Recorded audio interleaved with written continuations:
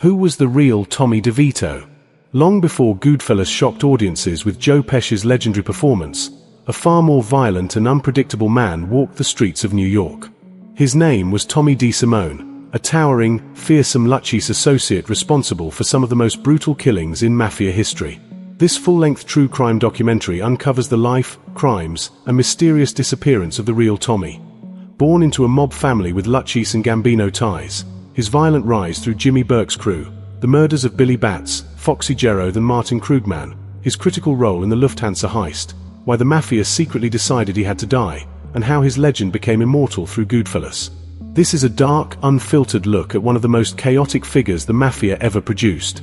A man so dangerous that even the mob couldn't control him. Before we begin, we must state clearly, this entire narrative has been constructed from multiple historical sources, court documents, law enforcement records, interviews, and published accounts. The purpose is solely to deliver accurate information to you, the viewer. This is a true crime story presented in a calm, documentary style. If you find such content unsettling, please discretion is advised. But if you're ready to delve into the darkest corners of organized crime history, then stay with us. And to ensure you never miss our deep dives into forgotten histories, make sure to subscribe to the channel and hit the notification bell right now.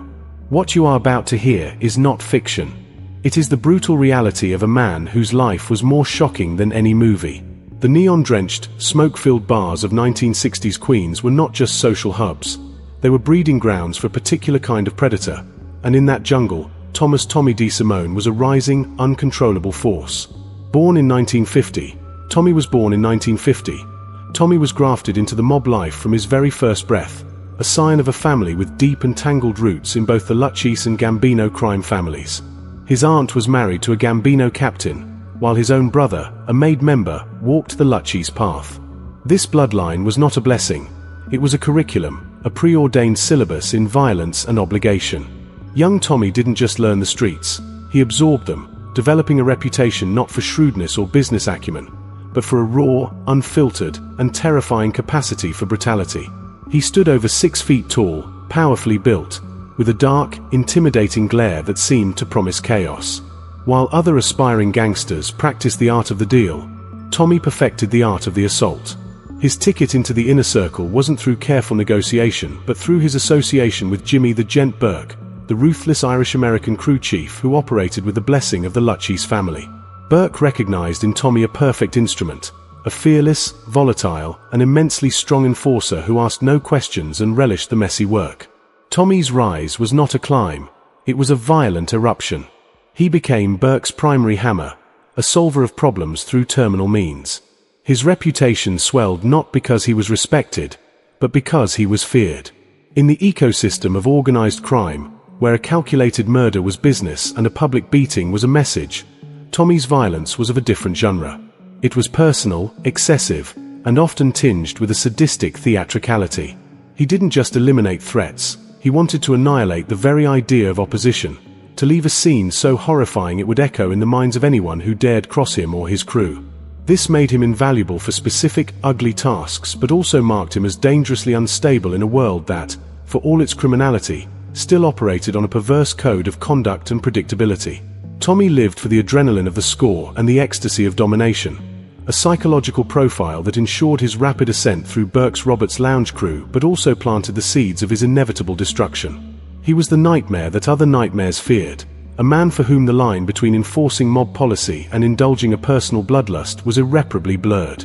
His defining characteristic, the one that would etch his name into both Mafia legend and Hollywood infamy, was a pathological sensitivity to insult, real or perceived.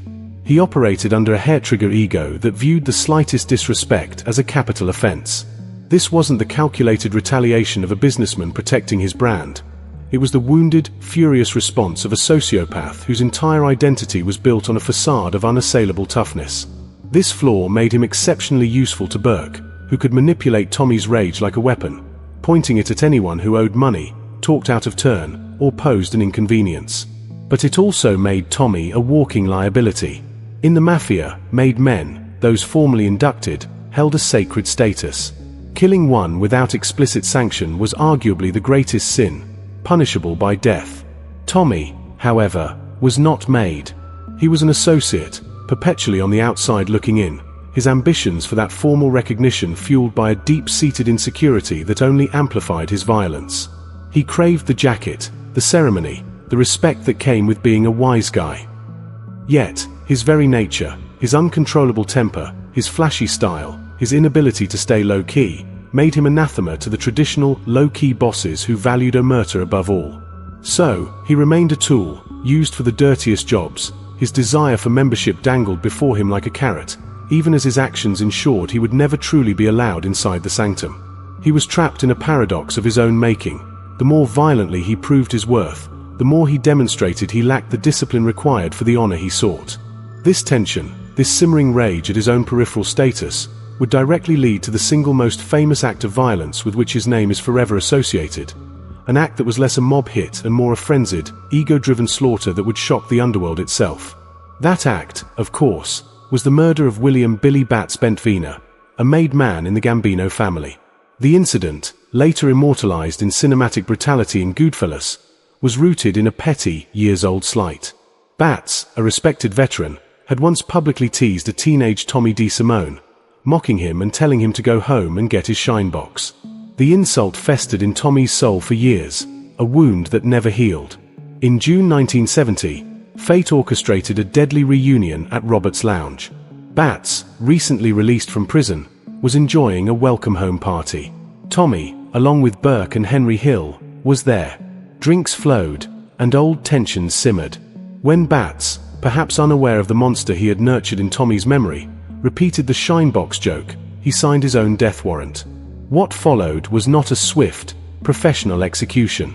It was a prolonged, drunken, and grotesquely violent ordeal that stretched over hours. Tommy, enraged, beat Bats savagely in the bar. The scene was so chaotic and public that the crew couldn't dispose of him there. They bundled the critically injured Bats into a car, drove to Burke's safe house, and there, with cold finality, finished the job. Tommy reportedly insisted on participating in the stabbing and shooting, an overkill that underscored his personal vendetta. This murder violated multiple core tenets of Mafia law, killing a made man without permission, doing so over a personal insult, and creating a massive, messy liability that risked exposure for the entire crew. It was the moment Tommy DeSimone ceased to be just a dangerous asset and became a certified problem. The Gambino family demanded answers. A peace was brokered, but it was fragile. Tommy's life was essentially spared on a technicality. Bats was reportedly on parole and had violated it by associating with known criminals, giving the Gambinos a face-saving excuse to let it go. But the ledger was now open. In the eyes of the Commission, the governing body of the Mafia, Tommy had marked himself. He was a wild dog that had bitten the wrong hand, and while the leash wasn't immediately yanked, its length had definitively shortened. His value as an enforcer was now catastrophically outweighed by his potential to start a war. If the murder of Billy Bats was the crime that branded Tommy DeSimone a liability in the eyes of the Mafia's old guard, the period that followed was the frantic, high-stakes chapter where his violent talents were harnessed for one of the most audacious scores in American criminal history, even as his personal demons spiraled further out of control. The atmosphere around Jimmy Burke's crew in the early 1970s was one of paranoid hustle, a constant scramble for the next big score to feed insatiable habits and placate looming creditors. Tommy, now deeply entwined with Burke and Henry Hill, became a central figure in this desperate ecosystem. His responsibilities expanded from mere enforcement to active participation in planning and executing major heists, his fearlessness making him ideal for the most dangerous roles. It was during this time that he cemented his partnership with another volatile associate, Angelo "Foxy" Jerothe. Together, they formed a terrifying duo, their bond forged in blood and shared recklessness. However, Tommy's relationship with Foxy would become a fatal testament to his unpredictability. The crew's operations were a mix of successful hijackings, gruesome murders to silence potential informants, and a daily diet of intimidation. Tommy thrived in this chaos, his ego inflated by his central role, yet his thirst for formal Mafia recognition remained unquenched, a festering insecurity that made him even more dangerous. He began to see slights and conspiracies where none existed, his paranoia fueled by cocaine and the ever-present fear of law enforcement. It was in this tinderbox environment that the legendary Lufthansa Heist was conceived. The target was the Lufthansa German Airlines cargo building at John F. Kennedy International Airport, a fortress known to hold untold millions in untraceable cash and jewelry. The inside man was Louis Werner, a Lufthansa cargo agent drowning in gambling debts to Burke. The plan was meticulous, a masterpiece of criminal logistics requiring precision, silence, and, above all, discipline. On the cold, rain-slicked night of December 11, 1978, Tommy DeSimone was one of the key players who slipped into the airport's restricted areas. Dressed in ski masks and armed to the teeth, the crew, led by Burke's close associate Frank the German Manzo, executed the robbery with stunning efficiency. They subdued the employees, cracked the vault, and loaded a van with an astonishing haul, approximately $5 million in cash and $875,000 in jewelry, worth over $20 million in today's money. It was the largest cash robbery in American history at the time, a flawless victory. In the immediate aftermath, Tommy was riding a wave of criminal glory. He was a principal architect of the perfect crime. But the heist's very perfection contained the poison that would doom nearly everyone involved. Jimmy Burke, pathologically greedy and insanely paranoid, had no intention of sharing the wealth equitably. He viewed the fortune as his alone and saw every other participant, even his closest associates, as a potential weak link, a future witness who could bring his empire down. The aftermath of Lufthansa was not a celebration. It was a silent, spreading bloodstain. Burke initiated a methodical, cold-blooded campaign of elimination, murdering anyone who had knowledge of the heist or who dared ask for their share. The airports, garbage dumps, and car lots of New York became graveyards for the crew. Tommy, however, was initially spared. His perceived usefulness and his fearsome reputation likely stayed Burke's hand, at least for a time. But Tommy's own actions soon accelerated his trajectory toward a grim fate. His uncontrollable temper and personal vendettas began to intersect catastrophically with the post-Lufthansa purge. The most glaring example was the murder of his own friend and partner, Foxy Jerothe. The exact reason remains shrouded in mob lore, but theories abound: a dispute over money, a belief that Foxy was talking too much, or perhaps simply that Burke ordered it and Tommy, to prove his loyalty, complied without question. Whatever the motive, Tommy lured Foxy to a meeting and executed him. This act demonstrated a chilling detachment, a willingness to turn on his closest ally, which would have sent a clear message to his other associates: no one was safe. But the kill that truly sealed Tommy's doom was that of Martin Krugman. Krugman was a Queens wig shop owner and low-level hustler who had helped funnel stolen goods for the crew. More importantly, he was one of the original planners who had connected Burke with the Lufthansa inside man.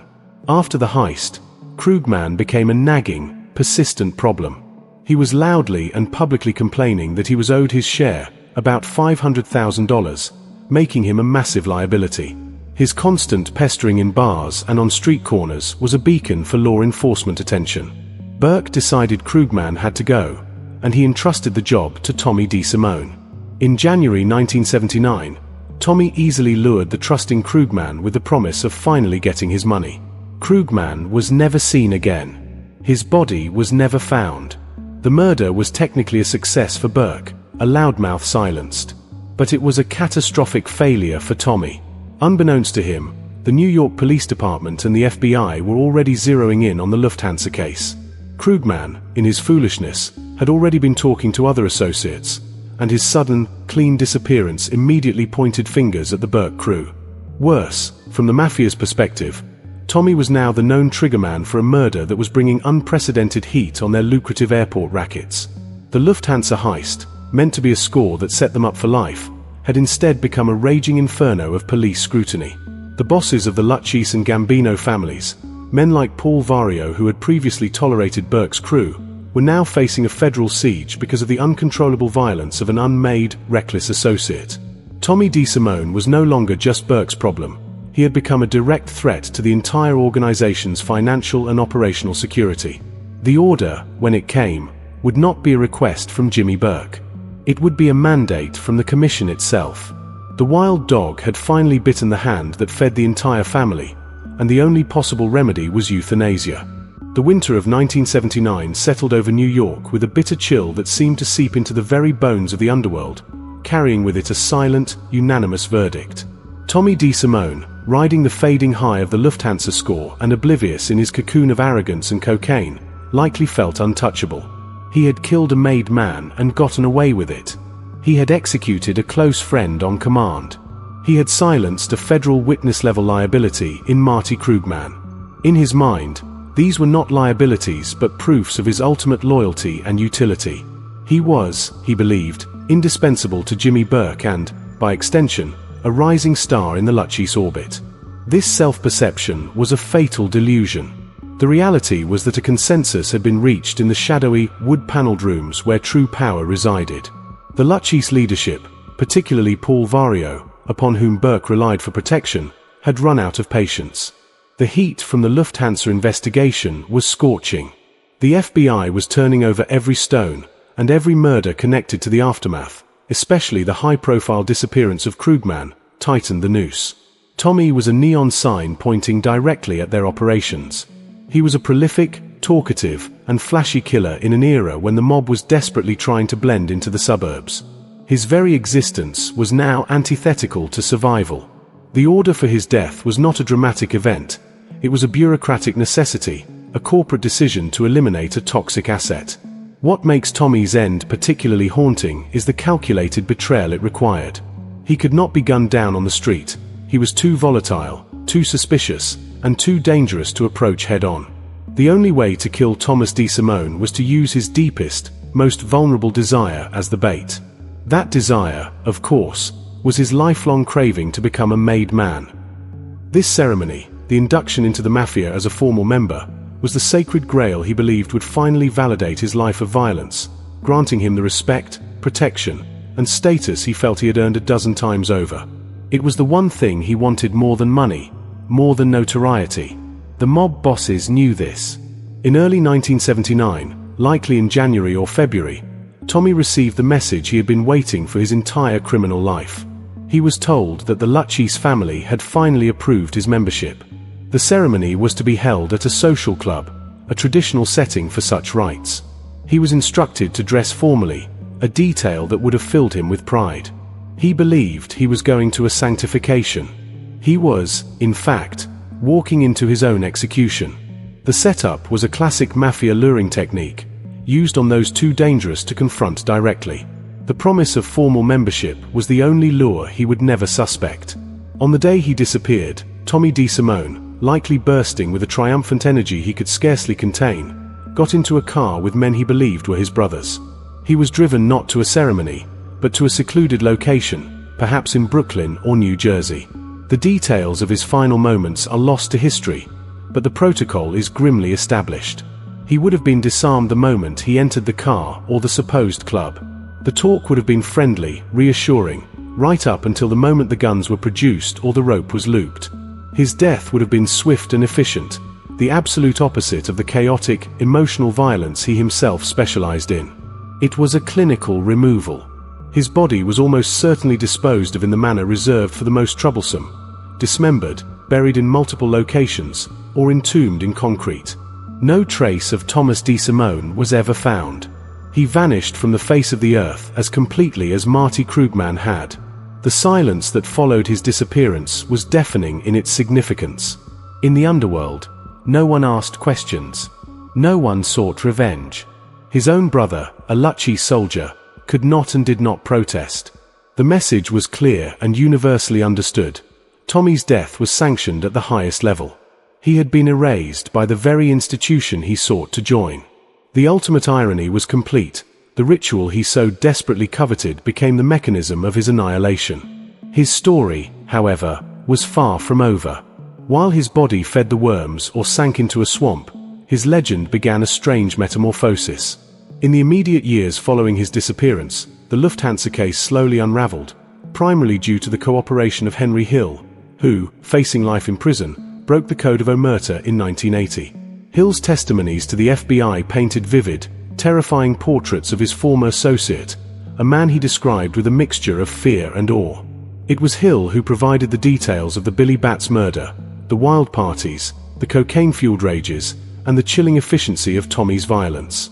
Hill's accounts became the primary source material for Nicholas Pileggi's book Wise Guy, which in turn became the direct blueprint for Martin Scorsese's cinematic masterpiece, Goodfellas. In this translation from life to art, Thomas DeSimone underwent a final transformation. His name was changed to Tommy DeVito, a fusion perhaps with the Four Seasons singer to avoid legal issues, but the soul of the character was pure DeSimone. Actor Joe Pesci channeled that unpredictable, terrifying energy into an Oscar-winning performance that defined the psychotic gangster for a generation. The funny how scene became an iconic study in unpredictable menace. But Pesci's portrayal, for all its brilliance, was a sanitization. The real Tommy was taller, darker, and infinitely more frightening. His violence wasn't punctuated by witty quips. It was a prolonged, sadistic spectacle. The movie could not show the true depth of his brutality, the sheer number of his victims, or the cold fear he instilled in hardened criminals. It captured the echo, but not the full, devastating sound of the explosion. Thus, Tommy DeSimone achieved a perverse immortality. He became frozen in pop culture as the archetype of the uncontrollable gangster, his life reduced to a series of explosive scenes, his humanity entirely erased, which is perhaps the final justice for a man who spent his life erasing the humanity of others. He entered history not as a man, but as a warning, a character in a parable about the self-consuming nature of unbridled violence and the ultimate hypocrisy of the criminal code he so naively revered. The legacy of Thomas DeSimone, therefore, exists in a haunting duality, a split between the forgotten corpse and the immortalized caricature, between the grim reality of a blood-soaked life and the polished myth of a cinematic icon. To understand the full weight of his story is to recognize that Goodfellas, for all its gritty authenticity, ultimately serves as a glittering tombstone over a much darker grave. The real man was not just a hothead, he was a prolific serial killer within the mob's confines, a man whose body count, estimated to be over a dozen, was fueled by a complex stew of psychological damage, insatiable ego, and a toxic environment that first encouraged then condemned his savagery. His life stands as a brutal case study in the failure of the Mafia's own mythology. He believed in the code, in the respect, in the honor of being a wise guy. But the institution he venerated was ultimately a pragmatic, ruthless business. When his particular skill set, terror, began to outweigh his profitability, he was liquidated with the cold efficiency of a company dismissing a problematic employee. There was no honor in his end, only a stark lesson about the true currency of the underworld, not loyalty, but utility. His brother could not avenge him. His friends, those who were still alive, did not speak his name. His family mourned in silence. In the very world he gave everything to, he left less than a ripple. He was a stain that was quietly and thoroughly scrubbed away. Yet, in the world of the living, his ghost learned to dance. Through Henry Hill's testimony and Nicholas Pileggi's typewriter, Tommy was resurrected as Tommy DeVito, a character so electrically compelling that he threatened to steal every scene he was in. Joe Pesci's performance did not merely portray violence. It portrayed the theater of violence, the way menace could be weaponized in conversation, how a laugh could be more frightening than a shout. This artistic interpretation, however, inevitably romanticized the terror. The real Tommy didn't have cinematic lightning and a Rolling Stones soundtrack underscoring his rampages. He had the stale smell of a backroom bar, the panicked silence of victims, and the mundane, grueling work of disposing of a body. The film's narrative arc also imposes a cleaner morality than reality offered. In Goodfellas, Tommy's death feels like a narrative inevitability, the comeuppance for killing Billy Batts. In reality, his murder was less about cosmic justice for a specific act and more about cold, organizational triage. The Batts murder was just one entry on a long list of liabilities. The killing of Martin Krugman under direct orders was probably the final, decisive checkmark. He was eliminated not for violating a code, but for drawing the heat of the federal government onto a multi-million-dollar criminal enterprise. His death was a business decision, one that laid bare the fundamental hypocrisy of the Cosa Nostra. It preached blood but operated on cash. Examining the sources of his brutality leads us down a path of uncomfortable speculation. Was he a psychopath born, or a product crafted by the brutal ecosystem of his family and neighborhood? His pathological sensitivity to insult suggests a deep, festering wound, an identity so fragile it required constant reinforcement through extreme violence. The mob, in turn, provided the perfect arena for this pathology to flourish, rewarding his outbursts with money, status, and a twisted form of respect, until the scale tipped. His addiction to cocaine in his final years acted as an accelerant on this already volatile fire, heightening his paranoia and diminishing what little impulse control he possessed. He became a feedback loop of rage and chemical stimulation, a man hurtling toward a cliff that everyone but him could see. And in that final drive to his phantom induction, we witness the tragic culmination of this lifelong craving for belonging. The ultimate betrayal was so effective precisely because it exploited his only genuine vulnerability, his need to be seen as legitimate, to be part of the family. In that moment, the mob didn't just kill him, they annihilated his entire life's purpose, revealing it as a cruel joke. Today, the physical New York of Tommy DeSimone has largely vanished. Robert's Lounge is gone. Many of the social clubs are shuttered. The mob's power is diminished, fractured by racketeering laws and generations of informants. What remains is the story, and it is here that we must engage with a critical call to action. This narrative, like all historical accounts, is a reconstruction. We have pieced it together from the testimonies of men like Henry Hill, who had their own agendas, from FBI files written by agents building a case, from journalists synthesizing conflicting reports. The absolute, objective truth of Tommy DeSimone's life died with him in that car. Our purpose is not to glorify but to comprehend, to analyze the conditions that create such individuals and the systems that both utilize and discard them. His life forces us to question the allure of the gangster myth, to separate the seductive Hollywood sheen from the bleak, empty reality. It was not glamorous. It was pathetic. It was not empowering. It was entrapment. He died alone, betrayed, and dissolved into the earth, a literal and figurative footnote. So, as we leave this chapter of history, let this be the takeaway. The true crime is not just in the acts of violence, but in the societal and subcultural machines that manufacture the violent man, feed upon his talents, and then consign him to oblivion when he becomes inconvenient. The story of Tommy DeSimone is not a rise and fall. It is a warning written in blood and forgotten, then remembered in light and sound, a cautionary tale that echoes far beyond the world of organized crime. If you found this deep dive into the fragile line between myth and reality compelling, if you believe that understanding these dark corners of history is vital, then your engagement is crucial. Help us continue to unearth these forgotten stories. Subscribe to the channel, hit the notification bell, and share your thoughts in the comments below.